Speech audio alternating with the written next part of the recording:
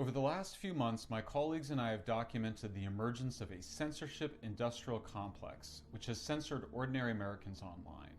But until a few days ago, we did not understand that governments around the world were on the cusp of imposing what can only be described as a totalitarian system to end freedom of speech as we know it. The European Union in particular is seeking sweeping new powers to regulate social media companies.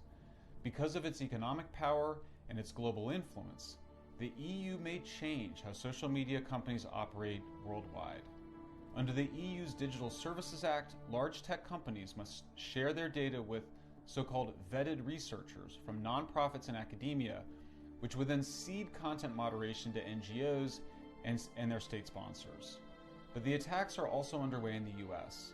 The so-called Restrict Act, which is sponsored by Senator Mark Warner of Virginia, threatens a 20-year prison sentence or $250,000 fine to anyone who accesses blacklisted websites through a so-called virtual private network, which are ways to create private connections between computers or phones and the internet. Also, in Ireland, the government may soon be able to imprison citizens simply for possessing material that officials describe as hateful. In Canada, a state agency can filter and manipulate what Canadians see online. In Australia, a single government official can compel social media companies to remove posts. There has been no moment similar to this one in the roughly 30 years of widespread public internet usage in Western societies. Officials have introduced these policies mostly in the dead of night with little publicity or outcry.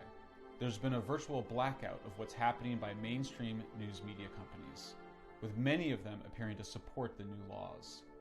We are thus witnessing the emergence of a governmental apparatus with the power to control the information environment in ways that determine what people believe to be true and what they believe to be false.